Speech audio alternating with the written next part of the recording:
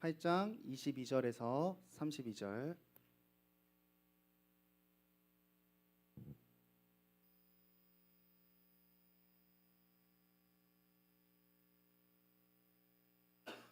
교독하고 마지막 같이 읽을게요. 그때에 이스라엘 사람들이 기드온에게 이르되 당신이 우리를 미디안의 손에서 구원했으니 당신과 당신의 아들과 당신의 손자가 우리를 다스리소서 하는지라.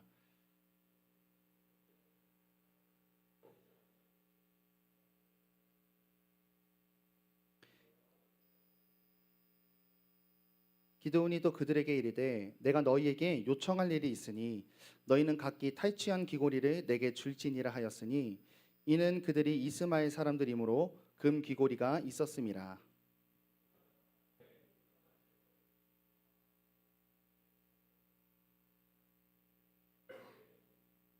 기드온이 요청한 금 귀고리의 무게가 금 1700세겔이요 그 외에 초승달 장식들과 패물과 미디안 왕들이 입었던 자색 의복과 또 그 외에 그들의 낙타목에 둘렀던 사슬이 있었더라.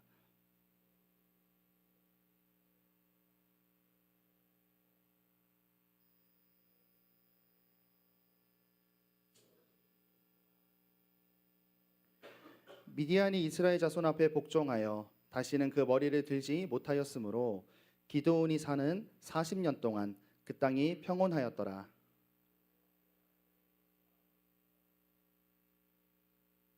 기드온이 아내가 많으므로 그의 몸에서 낳은 아들이 70명이었고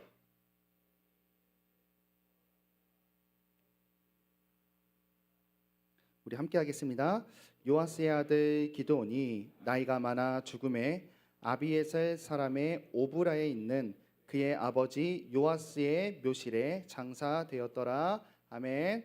여러분 오늘 드디어 퀴즈 대회가 있고 퀴즈 대회를 위해서 5주 동안 여러분이 너무나 어려운 설교를 잘 드러내시느라 고생이 많았습니다. 그래서 사실 설교의 적용적인 면보다는 내용이 너무 많아서 여러분 힘들었을 것 같고 난생 처음 보는 이름들과 뭐 지명들이 너무 나열돼서 여러분 고통 받으셨을 것 같아요. 그런데 이런 어려운 좀 시간을 지나가면서 우리가 이런 생각을 좀 해봤으면 좋겠어요. 내가 성경의 이야기를 과연 잘 알고 있었는가 하는 질문을 우리에게 한번 해봤으면 좋겠습니다. 우리가 신앙생활할 때 하나님이 누구고 내가 하나님을 어떻게 경험했는지 이런 교리와 경험도 굉장히 중요한데 실제로 우리가 신앙생활할 때 정말 힘이 되는 거는 성경에 있는 이야기들이에요. 성경에 있는 사건들. 그래서 내가 삶을 살아가다 처음 보는 사건에 마주했을 때 그 사건들이 성경의 이야기에 담겨져 있는 것과 연결이 되고 그 속에서 하나님의 뜻을 찾아가는 게 굉장히 중요한데 오늘 이후로는 좀 쉬운 이야기들을 다음 주부터 하겠지만 계속해서 여러분 구약에 나타난 하나님의 이야기들을 계속 알아갈 수 있기를 바랍니다. 여러분 이야기가 진짜 힘이 돼요. 자, 그래서 그럼 오늘은 기드온을 끝내겠습니다. 7장 저번 주에 봤어요. 전쟁 준비했고 1차 전쟁 했습니다. 오늘은 요단 이제 동편에서 이쪽 이제 저 강 오른쪽 동편에서 전쟁의 이야기를 진행할 텐데 전쟁은 굉장히 짧아요. 전쟁 다음에 중요한 건 보통 사사기가 전쟁이 끝나면 몇 년 동안 평안했더라 이렇게 끝나요. 그런데 그렇게 안 끝나고 그 뒷 이야기가 나와요. 이 전과는 다르게 이스라엘이 점점 더 타락하고 있었다는 게 보여지는 거고 특별한 이슈가 있었던 것 같은데 오늘 전쟁 장면이랑 그 뒤의 스토리 한번 짧게 알아보고 마치겠습니다. 저번 주에 우리가 살펴본 저 왼쪽 지역에서의 가장 큰 이슈는 뭐였냐면 기드온이 전쟁을 이제 두려움을 이기고 나갔을 때 형통함이 찾아오니까 자신으로 전쟁을 덧칠하기 시작했어요. 그래서 세 가지 부분을 좀 살폈는데 나나나나나나나 전쟁에다가 자기의 이름을 붙이면서 이게 중요한 게 뭐냐면 이스라엘 사람들이 하나님을 보지 못하게 하고 나만 잡고 나만 따라하래잖아요. 나를 보게 해요, 기드온을. 그리고 하나님의 이름 옆에 자신의 이름을 슬쩍 올려놓습니다. 그리고 하나님이 선택한 300명의 선발 인원 외에 에브라임을 추가시키고 그 전에 사실 다른 지파들도 막 다시 불렀어요. 그 도망갔던 애들. 첫 번째 두려워서 떠는 자 도망가라. 걔네 다시 부르기도 했거든요. 저 두 지파를 하나님의 계획에 자신의 의도대로 추가를 합니다. 추가를 하고 그때 저 에브라임 지파가 저 마지막 왼쪽의 마지막 전투에서 오렙과 스웹이라는 장군을 잡아요. 그러니까 전쟁은 이겼는데 가장 큰 공이 누구에게 돌아갔냐면 에브라임이 이제 결정적으로 승리의 키를 쥐게 됩니다. 자, 오늘 이제 그 결과를 마주할 거예요. 이런 관점으로 봤으면 좋겠어요. 이전의 사사기는 사사를 통해 하나님이 구원했을 때 하나님이 우리를 통치하시는군요. 회복이 진행됐어요. 그런데 하나님의 일에 기드온이 MSG를 뿌려서 사람들이 기드온을 보기 시작해요. 사람들이 기드온을 왕으로 섬겨가려는 이 과정 속에는 어떤 일이 펼쳐지는가 한번 알아보도록 하겠습니다.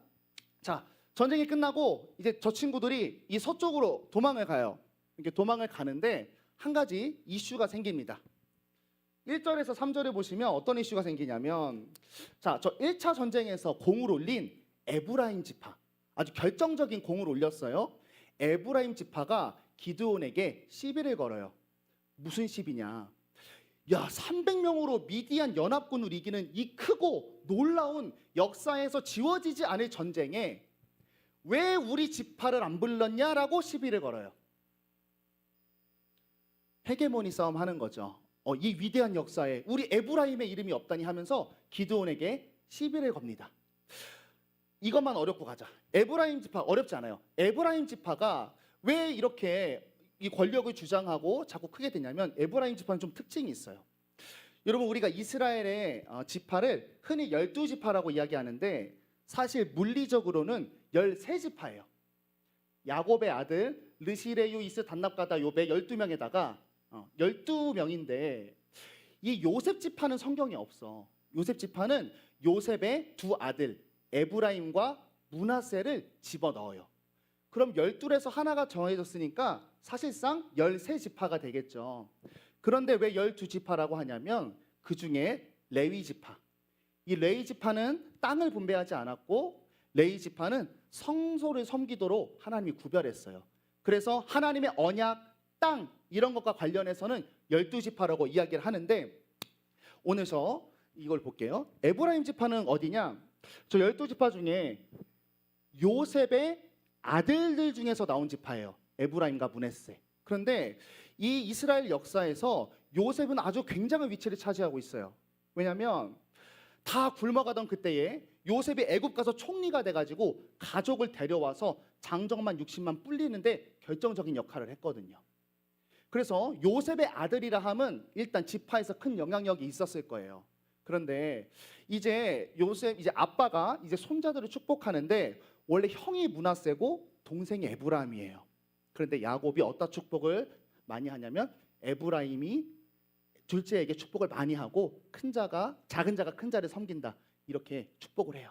첫 번째 에브라임의 강함은 뭐냐면 이스라엘의 출애굽, 이스라엘이 이스라엘 됨에 결정적인 역할을 차지했어요. 그리고 병력도 중상위권의 병력을 갖고 있었고 땅 분배를 받을 때도 가나안 땅의 중간 지역 땅을 받아가지고 중추적인 역할을 감당했었어요. 그리고 또 중요한 거, 우리가 가나안 땅을 점령해서 빼놓을 수 없는 사람이 여호수아예요. 그죠? 여호수아의 지파가 에브라임이에요. 그리고 이제 가나안을 정복하고 하나님의 성막을 모시는데 어디다 모시냐면 실로에다 모셔요. 그런데 실로가 에브라임 땅이에요. 오케이? 그리고 나중에 이스라엘이 솔로몬 이후에 반 땅이 돼요. 근데 남쪽을 이제 유다 지파가 메인이 되고 위에는 나머지 10지파가 갔는데 그 북쪽 지파를 뭐라고 부르냐면 에브라임이라고 불러요. 영향력이 컸다는 거죠. 자, 뭘 말하고 싶냐면 에브라임은 정치적으로 또 이스라엘 정체성을 확립한 많은 걸출한 인물들을 배출하고 있고 군사적으로 유력한 지파였어요. 하나만 더. 근데 얘네가 싸가지도 없었어. 뭐냐면 우월의식을 갖고 있었어요. 그렇기 때문에. 자, 그런 지파니까 시비를 걸 수밖에 없겠죠. 이 역사적인 사건에 우리가 빠졌다니. 그래서 시비를 거는데 이제 궁금한 건 기드온의 반응이에요. 기드온 지금 전쟁할 때 자기 이름 집어넣고 자기 찬양하라고 막 했었죠. 에브라임이 시비를 걸었을 때 기드온이 어떻게 했을까? 우린 기드온의 성적을 알고 있어요. 개쫄보죠. 그래서 이렇게 합니다. 아이고 에브라임님, 제가 전쟁한 게 당신들이 한 거랑 잽이나 되겠냐? 하나님이 당신들한테 오렙과 스엡을 넘겨준 걸 보세요. 그 유명한 장군을. 자기가 속한 가문이 아비에셀인데 아비에셀의 첫 번째 포도보다 에브라임의 꼬리 포도가 더 낫다. 이런 식으로 이렇게 많이 높여 치켜 세워줍니다. 그러니까 이게 참 웃긴 거예요. 기드온이 지금 하나님과 동등한 위치로 올라갔었어. 그런데 하나님이 에브라임을 통해 다시 끌어내려요. 마치 이런 거죠. 우리가 학교 생활하다 보면 여러분 요즘도 일진이 있나요?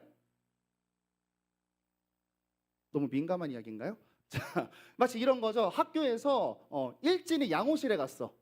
그 틈에 타서 깝치다가 일진이 돌아와서 너 뭐하냐? 아니야. 이런 느낌. 지금 그런 느낌 된 거죠.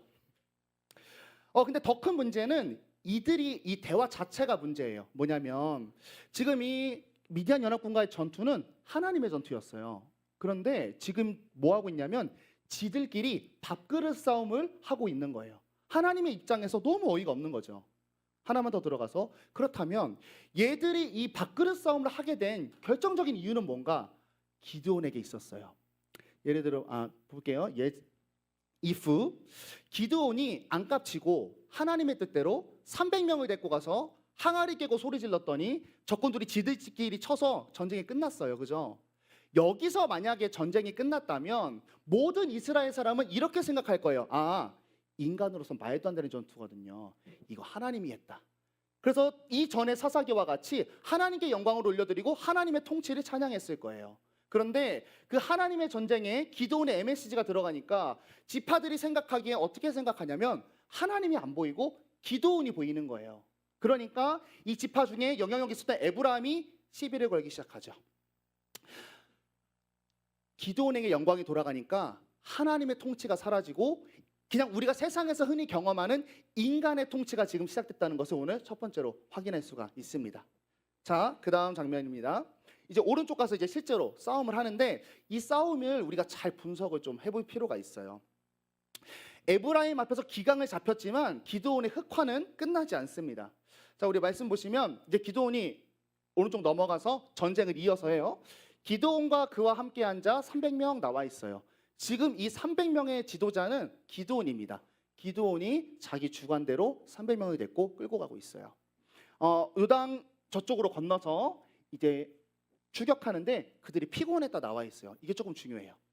여러분 성경에서 하나님이 누구를 부르거나 어떤 집단을 선택해서 싸움을 할 때 그 집단이 부정적으로 묘사되는 적은 없어요.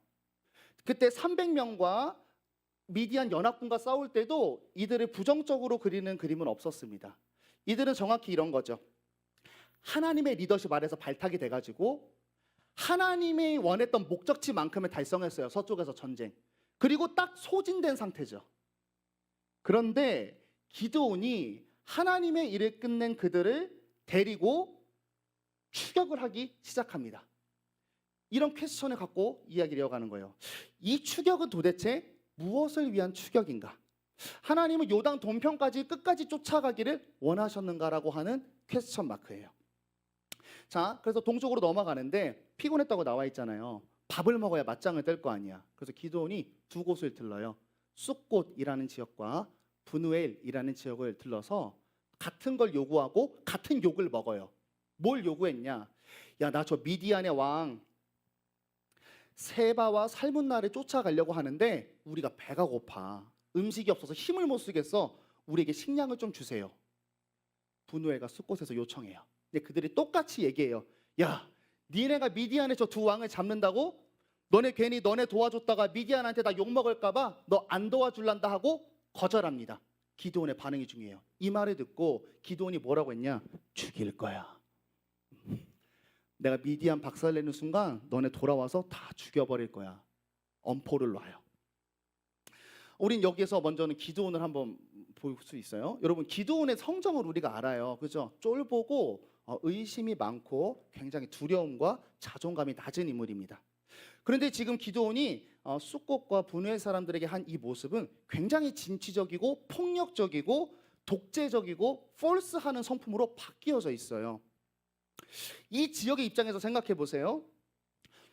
300명이 쫄쫄 굶은 상태로 우리한테 따라오더니 우리가 이 300명으로 우리를 지배했던 미디안의 두 왕을 잡으러 간다고 밥을 달래요. 여러분 밥 주겠습니까? 안 주죠. 보복당할까 봐. 그리고 심지어 이들은 동쪽에서 어떤 일이 일어나는지도 몰라요. 거절하는 게 당연하죠. 그래서 원래 기드온의 성격이라면 이렇게 반응하는 게 맞는 것 같아요. 기드온이 그 아까 에브라임이 시비 걸었을 때 굉장히 중재를 잘했죠. 말빨이 좋아요. 그리고 쫄보니까 이렇게 했을 것 같아요. 여러분 그게 아니라 우리가 방금 서쪽에서도 싸우고 왔는데 이거 하나님이 하시는 전투예요. 도와주시면 분명히 저분들을 잡을 수 있습니다. 이렇게 설득하는 게 훨씬 기드온스러운데 그러지 못하고 전제적인 왕권처럼 그들을 폴스하고 가서 전투를 합니다. 전투를 해가지고 그 두 왕을 질질 끌고 와요. 이제 전쟁이 끝난 다음에 기드온이 이제 약속대로 칼춤을 춥니다. 칼춤을 춰요.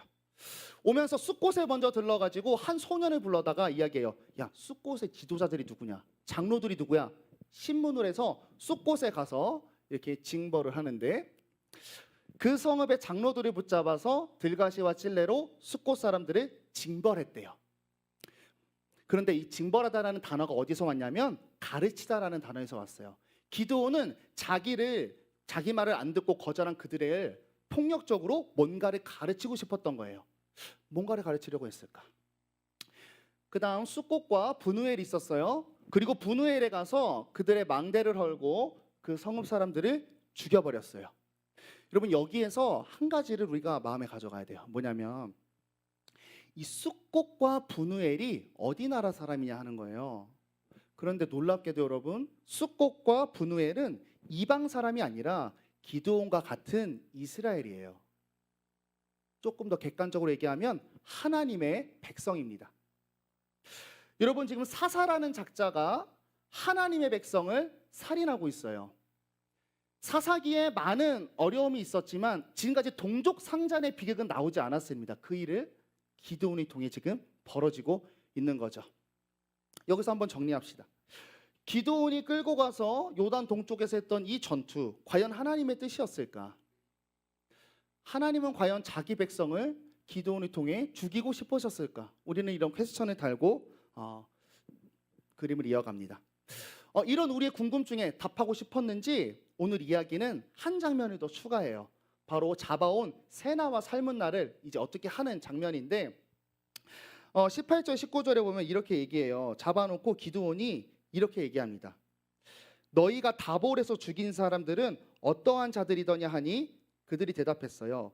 그들은 너와 같아서 하나같이 왕자들의 모습이더라. 그들은 기드온이 얘기했어요. 이르되 그들은 내 형제들이며 어머니의 아들들이라. 우리는 이제 기드온의 행동을 이해할 수 있어요. 왜 저쪽에서 전쟁이 끝냈는데도 오른쪽까지 병사를 이끌고 무리한 진군을 하였는가? 뭐냐면 자신의 개인적인 복수를 위해서 지금 쫓아간 거예요. 근데 이 그림이 보여주는 중요한 게 있는데 뭐냐면 기드온의 지금 흑화가 완전체가 되었다는 것을 오늘 그림이 보여줘요. 자, 거기 이방 사람들이 말해요. 니네가 다볼에서 죽인 애가 어떤 사람이야? 기드온이 물으니까 걔들이 이렇게 대답해요. 그들이 너와 같아서 하나같이 왕자들의 모습과 같더라. 이방 사람들 피셜로 기드온을 봤을 때 기드온이 지금 어떤 모습이냐면 자기네랑 똑같은 왕 같은 모습이라는 거예요. 기드온이 왕의 모습이 되고 있다는 걸 이방 사람들이 증명하고 있습니다. 그리고 추가적인 모습. 그래서 기드온이 이 세바 삶은 날을 죽이려고 하는데 지가 안 죽이고 아들을 시켜요. 근데 아들이 무서워서 못 죽여. 여러분 아들은 누구를 닮나요? 아빠를 닮죠. 이 아들의 모습은 사실 기드온의 원래 모습을 보여주는 거예요. 기드온은 살인할 수 있는 사람이 아니에요. 근데 기드온이 어떻게 하냐면 아들이 못 빼고 얘네가 자극하니까 기드온이 목을 썰어버립니다. 그리고 그 왕이 타던 낙타의 초승달 장식을 가져와요. 그때 지도자의 낙타에는 초승달 목걸이 장식이 있었던 모양이에요. 자, 우리는 그래서 여기서 정리를 할 수 있어요. 첫 번째 정리예요. 전쟁의 정리. 결론적으로 지금 이 전쟁과 기드온은 개인적인 복수와 야망을 위해서 하나님의 정예 부대를 사용해서 하나님의 백성을 죽였어요.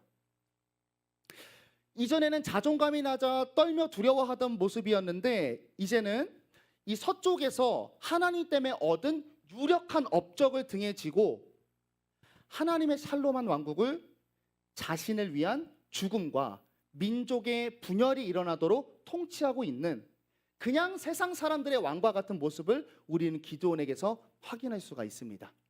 이게 전쟁 끝. 그 다음 이후의 이야기예요. 자, 기드온이 이런 일을 저지르자 이스라엘 사람들이 옵니다. 이제 우리가 읽었던 본문으로 가는데 22절에 보면 이렇게 요청해요. 그때에 이스라엘 사람들이 기드온에게 이렇게 얘기합니다. 당신이 우리를 미디안에서 구원했으니까 당신과 아들과 손자가 우리를 다스리소서. 아멘. 이스라엘 사람들이 기드온에게 우리를 다스려 줄 것을 요청해요. 그 근거가 충격적이죠. 당신이 우리를 미디안 손에서 구원했으니, 하나님께서 이스라엘을 구원했고 말도 안 되는 전쟁이었잖아요. 300명으로 지들끼리 칼 쏘마다 죽은 게. 근데 이스라엘 사람들은 하나님을 보지 못해요. 안 보여요. 누구에게 막혀서? 기드온에게 막혀서. 그래서 그 다음에 요청하죠. 다스리소서라고 요청을 해요. 여기서 다스리다는 것은 지배하다라는 의미가 있어요. 그러니까 이런 건 아닌 거야.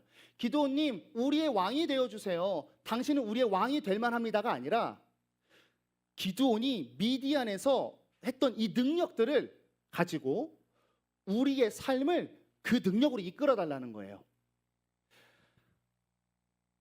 이스라엘은 지금 하나님을 보지 못하고 기드온이라는 눈에 보이는 이 기적의 통로를 소유하려고 하는 우상 숭배를 기드온에게 지금 요청하고 있습니다.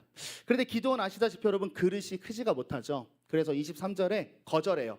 아이고, 하나님께서도 여러분을 다스려야죠 하면서 기드온이 말을 잘하니까 언변으로 그 위기를 넘어갑니다. 하나님의 자리 정도 넘볼 수 없었죠.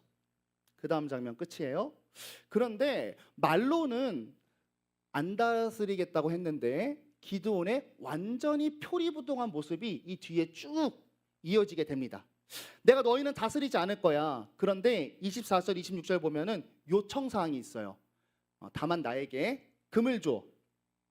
그리고 초승달 당식을 가져가고 아까 얘기했던, 그리고 미디안 왕들의 자식들이 입었던 의복을 자기에게 달라고 합니다. 왕으로 자신의 겉모습을 치장하고 있어요. 정치적인 왕. 그리고 두 번째, 이것을 종교적인 그릇에 담는 시도를 해요. 달라고 했던 금을 가지고 뭘 만드냐면 금으로 에봇을 만들어요. 에봇은 뭐냐면 이스라엘 대제사장이 입던 옷이에요. 근데 여기에서 뭐가 중요하냐면 이 옷에는 우림과 둠밈이라는 OX 퀴즈 같은 거예요. 하나님한테 물어보고 우림과 둠밈 중에 yes or no, 하나님의 뜻을 분별하는, 그러니까 이스라엘 백성의 편에서 하나님 안 보이잖아. 하나님의 뜻이 무엇인가 진짜 볼 때는 우림과 둠밈이라는 이 현물을 보는 거예요. 그것을 이제 금으로 만들어서, 중요한 거, 어디다가 그 금으로 만든 에봇을 두냐면 자기의 성읍인 오브라 지역에 에봇을 갖다 놓습니다. 중요해요. 만약에 이 금 에봇을 만든 게 이스라엘 사람들이 하나님을 더 잘 섬기게 하기 위함이었다면 이 에봇은 어디다 놔야 맞냐면 성막이 있었던 실로에다 놓는 게 맞아요. 그런데 이것을 어디로 갖고 오냐면 자신의 집안으로 갖고 와요. 실로에 있었던 하나님의 임재의 영광을 향한 백성들의 시선을 다시 자기네 집으로 끌고 오는 일을 말하고 있습니다. 여러분, 지금 기드온이 진짜로 표리부동한 모습이에요. 지금 말로 한 거랑 자기가 고백한 거랑 자신의 삶이 완전히 달라져 있어요. 입으로는 먼저 정치적으로 에브라임 앞에 이렇게 얘기했습니다. 야, 이 공은 너의 것이야. 너네 지파가 영향력이 제일 좋아. 종교적으로는 하나님 앞에 영광을 올려드렸습니다. 여러분, 하나님이 여러분의 왕이십니다. 입으로는 에브라임과 하나님 앞에 그렇게 했어요. 그런데 지금 실상은 어떻죠? 왕으로 치장하고 뒤에 보면 많은 아내를 둬서 남자 자식이 70명이래요. 그리고 첩도 있었어요. 전형적인 이방의 왕이에요. 왕의 치장을 하고, 두 번째는 종교의 중심을 자신의 집에 갖다 놓습니다. 에봇을 자기 집에, 우림과 둠밈으로 통치하는 하나님의 통치를 자기 집안으로 갖고 오는 이 모습을 보게 되죠. 여러분, 이런 신앙을 제가 명명하기로는 이런 신앙이라고 저는 이야기하고 싶어요. 섭정 신앙. 섭정 아나요? 섭정? 왕이 죽었는데 그 다음 애가 왕이 돼야 되잖아. 애가 어려. 어떻게 하냐면 왕으로는 세워놓고 그 뒤에서 정치 잘하는 사람이 정치를 하는 거예요. 하나님의 등에 업고 모든 권위와 영광을 누리고 있는 이런 신앙. 더 편하게 얘기하면 바지사장 두는 신앙이죠. 하나님을 자기 집에 두고 실제적으로 영광과 진리는 자기가 다 챙겨가는 그런 신앙. 그런 신앙을 오늘 기도원이 만들어냈습니다. 그림 하나 연결하고 적용으로 갈게요. 오늘 이 기도원의 모습은 정확히 어디랑 닮아 있냐면 우리가 출애굽기에서 봤던 한 사건과 굉장히 닮아 있어요. 바로 아론의 금송아지 사건입니다. 하나님은 모세를 통해서 하나님의 놀라운 기적을 베풀었어요. 이스라엘 사람들이 모세에게 역사한 하나님을 보고 하나님을 알기 시작했죠. 그런데 어떻게 하냐면 이스라엘 안에 금송아지를 만들어서 정확히 이렇게 얘기해요. 이것이 출애굽시킨 하나님이다. 우리가 경험한 하나님을 형상으로 만들어서 이스라엘 안에 둬요. 우리가 옛날에 기도원 얘기할 때 기도원이 굉장히 모세처럼 부름받은 것 같다 이런 얘기를 한 적이 있어요. 기도원은 모세처럼 부름받아서 하나님의 능력을 전하는 통로가 되었죠. 그런데 그 인생의 결말은 아론의 금송아지로 인생을 마감합니다. 사사기는 이렇게 엔딩을 쳐요. 기도원이 이미 죽음에 이스라엘 자손이 돌아섰겠죠. 바알들을 따라가 음행하였으며 바알 브릿을 자신들의 신으로 삼았더라. 이게 기도원 이야기의 결론이에요. 여러분, 기도원 원래 하나님을 부르실 때 이름을 뭐라고 불렀냐면 저거랑 비슷한 이름이었어요. 여룻바알입니다. 바알 담당 일진. 여룻바알로 시작한 기도원이 뭐로 끝나냐면 바알 브릿으로 끝나요. 바알 브릿은 바알 브릿, 베리트, 언약하다. 하나님하고 언약할 때 베리트라는 단어를 써요. 바알 담당 일진에서 바알과 언약하는 인생으로 인생이 종결되게 됩니다. 하나님을 소유하자 하나님이 아닌 기도원이 우상이 됐고 그 안에 바알의 통치를 흐르게 하고 있는 거예요. 오늘 이 이야기를 통해서 우리가 이 기도원의 이 일련의 사건을 정리하면서 기도원의 이 통치와 하나님께 쓰임받은 이야기를 통해 우리가 반면교사로 메시지를 얻어가기를 원합니다. 먼저는 여러분, 우리의 신앙이 아까 제가 말씀드렸던 표리부동한 혹은 섭정신앙 혹은 하나님의 바지사장으로 두는 신앙이 아닌지 우리를 점검했으면 좋겠어요.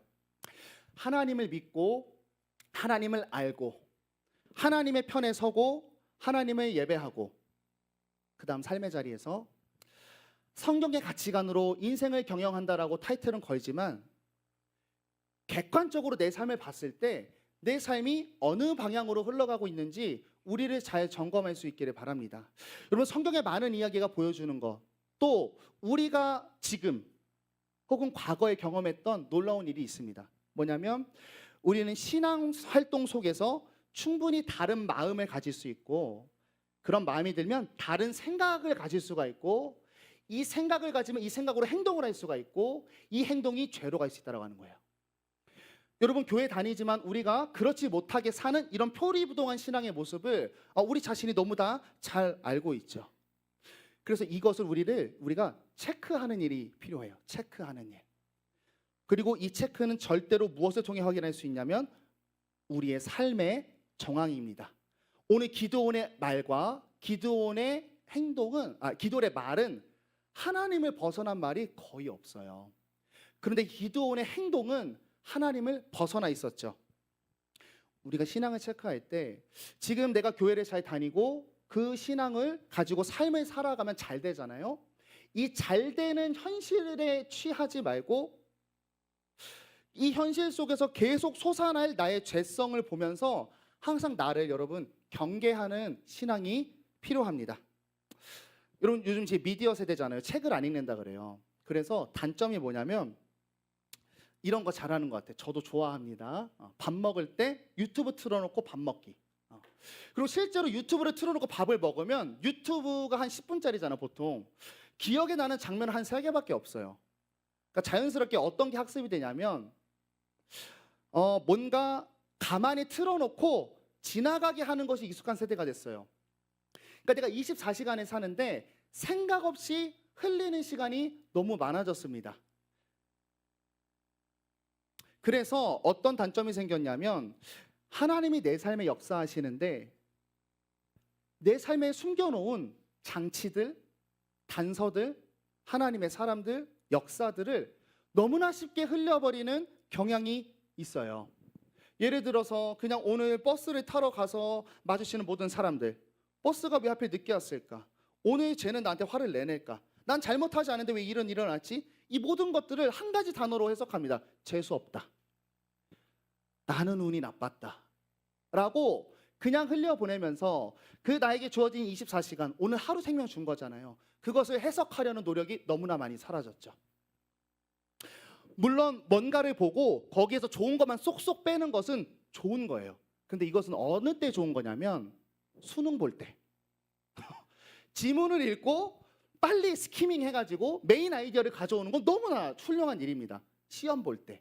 그런데 여러분, 작품을 대할 때는 그렇게 대하면 안 되는 거예요. 우리가 여러분 글을 쓸 때, 우리는 글을 읽을 때 막 넘어가고 싶은 문장들이 있잖아요. 근데 반대로 여러분이 글을 쓴다고 해보세요.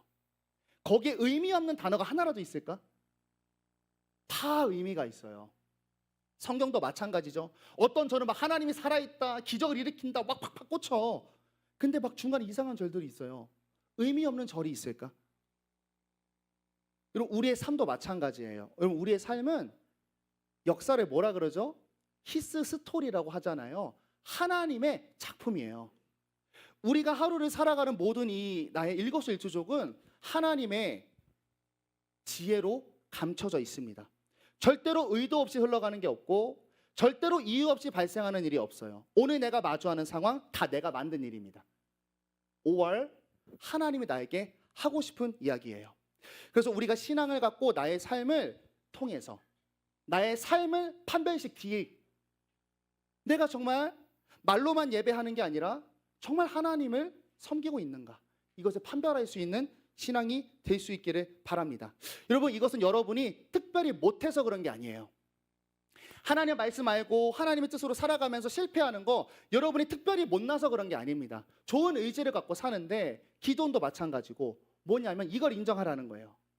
하나님이 날 백성 삼아서 담대한 건 좋은데 동시에 이걸 기억해야 돼요. 우린 약하다는 거예요.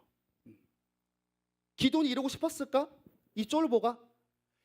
그럴 수 없는 사람이 이렇게 되는 걸 성경에 보여주면서 말하는 건 뭐냐면 우리도 충분히 그렇게 될 수 있다라고 하는 거예요. 그래서 여러분이 잘못했다는 게 아니라 말씀으로 삶을 살아가면서 나를 체크해 볼 수 있는 신앙 될 수 있기를 바랍니다. 내가 지금 하나님의 바지사장으로 걸어놓고 내 맘대로 신앙생활하는 생활은 아닌지 들어볼 수 있기를 바랍니다. 그리고 두 번째, 이런 신앙은 반드시 하나님을 우상화하는 신앙으로 이어져요. 오늘 기드온 하나님을 금으로 만든 에봇화시켜서 나의 것으로 소유합니다. 이전까지 하나님께서 이스라엘에게 하셨던 역사는 어떻게 읽혔냐면 하나님이 우리를 긍휼히 여겨서 하나님이 개입했다라고 읽혔어요. 그런데 이제는 어떻게 바뀌냐면 하나님을 내 것으로 갖고 내가 편할 때, 내가 원할 때, 내가 필요할 때 쓰기 위해서 하나님이 점점 도구화되는 모습을 보여주고 있어요. 근데 여러분, 이것을 꼭 기억하기 원합니다. 여러분, 하나님은 소유가 불가능합니다. 하나님을 소유하는 순간 하나님은 사라지고 내가 하나님을 소유하면서 바라던 소망들이 있잖아요. 이 소망들의 실상, 소망들의 우상으로 변질돼 버려요. 왜냐하면 하나님이 도구가 아니니까. 그래서 10계명, 2계명에 강조한 게 이거예요. 1번은 다른 신 섬기지 말라고, 2번은 막 길게 써 있어요. 본질은 하나님이다. 형상을 만들지 말라는 거예요. 하나님을 형상화시키지 마라. 하나님을 소유하지 마라. 하나님은 그런 분이 아니다라고 이야기하는 거죠. 그리고 우리가 살면서 어떤 분야를 섭렵하면 그 경지를 마스터라고도 이야기하고 프로라고 이야기합니다. 이 마스터랑 프로의 경지에 오른 사람들은 뭐 악기를 다루든지 무슨 소설을 쓰든지 뭐 UFC를 나가든지 자유롭게 힘 싹 빼고 긴장감 전혀 없이 내가 필요할 때, 창의적으로 그 영역을 다룰 수 있는 사람이에요. 근데 우리도 신앙생활할 때 신앙생활을 그렇게 하고 싶어 하는 것 같아요. 그죠? 내가 손을 들 때, 내가 필요할 때, 내가 어떤 의도에 가지고 하나님을 갖고 오고 싶습니다. 내가 손을 쓸 때 홍해 갈라졌으면 좋겠고, 이런 상황에 왔을 때 하나님의 뜻이 정확히 뭔지 내가 분별할 수 있었으면 좋겠고, 내 이 상황에선 하나님이 어떻게 역사했으면 좋겠고, 우리는 신앙을 마스터하려고 해요. 신앙의 프로가 되고 싶습니다. 그리고 이런 신앙도 있죠. 신앙생활하면서 유명한 목사님이나 그런 식의 어떤 모습이 나타나면, 와, 정말 신앙의 마스터시구나. 저 사람이 기도하면 된다. 내 이슈가 있으면 저 사람한테 가면 해결된다. 저 사람은 하나님이 사용한다. 저 사람한테 가면 100% 음성을 들을 수 있다. 기도원하고 뭐가 다르죠? 여러분, 하나님 프로 없습니다. 하나님 마스터 없어요. 하나님이 여러분 내 같은 상황에 오늘은 이 말씀으로 역사하셨지만 같은 상황에 내일은 다른 말씀으로 역사할 수 있어요. 오늘은 이 이슈를 내가 이렇게 해결하기 원하셨지만 또 다른 이슈에서는 다르게 해결하기를 원하십니다. 오늘은 같은 분량의 같은 뉘앙스의 선택에서 이 선택을 원하셨지만 또 다른 사람과 손잡고 그것을 갔을 때에는 다른 곳을 하나님이 원하시기도 하는 거예요.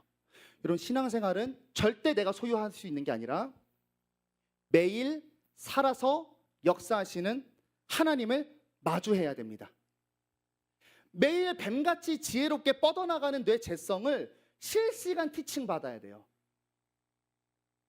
죄로 조합되어 있고 번복되어 있고 연합된 세상에 내가 들어가면서 매일매일 갈 길을 지도받아야 됩니다. 여러분, 하나님을 갖지 마세요. 하나님이 자유롭게 일하시도록 왕으로 나의 전능자로 하나님을 경외하면서 엎드려서 날마다 동행해야 됩니다. 여러분, 이게 신앙이에요. 오늘 이 말씀의 근거로 다음과 같은 질문을 하면서 설교를 가름합니다. 여러분, 우리의 인생의 리더십을 누구로 둬야 할까? 오늘 기도원의 이 메시지를 통해서 한번 알기를 원해요. 여러분, 리더십이 기도원에게 갔을 때 기도원은 개인의 목적을 위해 하나님의 군대를 지치게 했고 민족을 분열했고 죽도록 했고 민족이 하나님을 떠나게 했습니다. 여러분, 이게 딱 우리 세상이 원하는 리더십이죠. 세상이 원하는 가르침과 전략입니다. 쟤보다 잘나는 거, 신을 믿지 않고 실용적으로 사는 거. 세상의 리더십은 기도원의 리더십이 보여주는 것과 같은 걸로 갈 수밖에 없어요. 그러면서 나한테 질문하시죠. 여러분, 나는 내 생을 하나님이 중심이 되어 내가 중심이 돼서 굴려가는 인생을 만들고 싶은지, 하나님을 드러내기 위해서 내 인생을 굴리기 원하는지.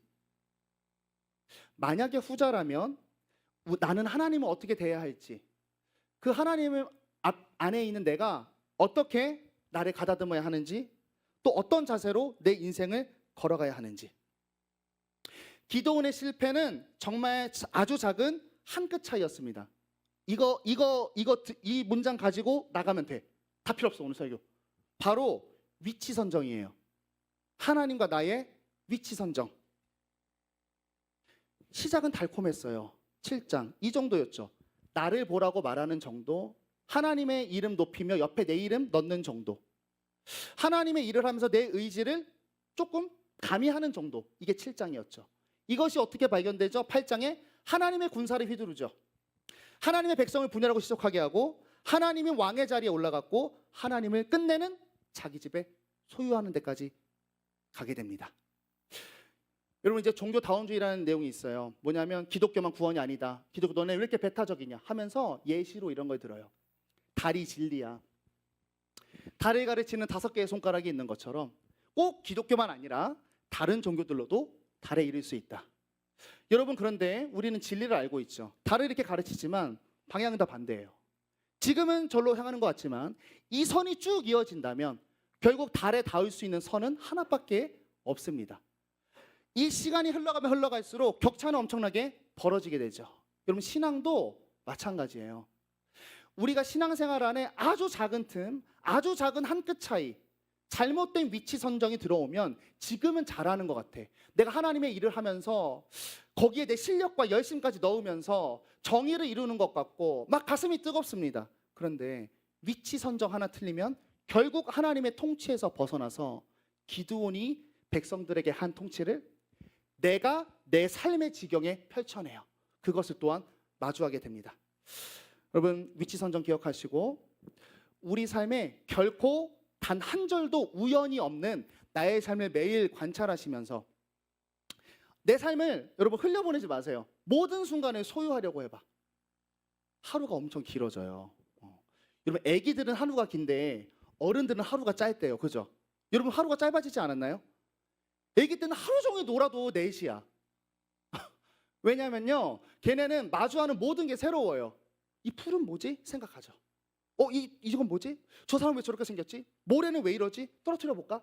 매 순간순간이 의미가 있어요. 그러니까 길어. 근데 어른이 되면 경험치가 많아요. 걸어가면서 모래가 있어도 생각 없이 시간이 흘러가요. 그러니까 이 생각 없이 지나간 시간은 스킵돼요. 내 기억에서. 인생이 짧아져요. 여러분 신앙생활 하나님의 소설입니다. 하나님의 스토리. 우리가 만나는 사람, 들은 말, 또 내가 변한 것. 내가 열심히 하는데 내 주변 사람들이 점점 바뀌어. 이유 없이 바뀌는 건 없어. 내가 뭔가 잘못하거나 하나님이 그들을 통해 뭔가를 얘기하고 있겠죠. 그렇게 내 자리를 날마다 점검해서 하나님은 여러분 살아계신 왕으로 위치시킬 수 있기를 바랍니다. 매일 지도받으시고 매일 오더 받으면서 사는 삶 안이 연약한 우리의 삶의 유일한 소망입니다. 그리고 이렇게 하면 이런 일이 발생해요. 우리가 신앙생활 지금까지는 편하게 했잖아요. 중고등학교 때 막 수련회 때 울기도 하고 나 하나님의 자녀야. 오늘 예배 드렸어. 삶으로 가고 난 구원받은 자녀야. 난 구원의 확신이 있어. 오케이. 난 오늘 또 예배했어. 오늘은 하나님이 나 좀 진하게 만나줬어. 이런 신앙생활이 아니라 매일 통치를 받고 매일 하나님 앞에 서면 어떤 신앙이 시작되냐? 고민이 시작됩니다. 의문이 시작돼요. 신앙의 회의감이 찾아옵니다. 하나님은 살아있을까? 여러분 이게 신앙생활이에요. 하나님이 매 순간 나를 통치하면 우리는 머리에 물음표가 뜰 수밖에 없습니다. 내가 하나님하고 신앙생활하는데 너무 완벽하고 확신이 있고 의문이 하나도 없어. 여러분 혹시 여러분이 그린 하나님을 소유하고 있는 건 아닌가요? 우리가 하나님 다 알 수 있을까? 그런데 그 신하고 내가 매일 소통하면서 걸어간다면 물음표가 없을 수 있을까? 하나님을 마스터해서 내 손에서 다루고 사용하려는 신앙을 놓고 매일매일 하나님하고 씨름하세요. 매일매일 의문이 생기시고 매일매일 하나님이 어려워지십시오. 그러면 그 끝에는 이런 걸 확인하게 돼요. 뭐냐면 하나님과 이야기할수록 내 삶은 자꾸 복잡해져. 그런데 점점 뭘 하게 되냐면 하나님하고 가까워져요. 그러면서 이 경지에 올라. 내가 하나님에 대해서 이해하지 못했던 나의 지성들이 별로 중요하지 않게 되고 이거 하나가 남게 됩니다. 하나님하고 가까워지고 있구나. 아내와 결혼을 했습니다. 아직도 이 여자를 모르겠습니다. 비단 저만 그런 게 아니라 30년, 40년 사신 목사님들이 항상 이야기해요. 아직도 내 아내를 모르겠어요. 그런데 확실한 거 하나 있어요. 여전히 모르겠거든요. 그런데 점점 친밀해지고 점점 사랑하게 됩니다. 인간과 인간이 인격적 관계를 하며 살아가도 이런데 신하고 우리가 신앙생활을 하는데 고민이 없다? 하나님에 다 한다? 이 문제에 대한 답 목사님 뭐예요? 내가 말해도 그게 너한테는 아닐 수가 있다니까? 물론 방향성은 있죠. 성경의 방향성. 그래서 끝 왕으로 두시고 하나님 자유롭게 두시고 여러분 매일매일 소통해야 돼. 매일매일 소통하시고 그러면서 물음표를 가져가시면서 하나님과 가까워지기를 바랍니다. 그럴 때 오늘 하나님의 통치가 내 삶에 임하면서 내가 생각하지도 못한 일들로 나의 주변이 샬롬이 되어갈 거예요. 여러분 하나님의 왕으로 모시는 우리 청년부 될 수 있기를 축복합니다. 우리 찬양할게요.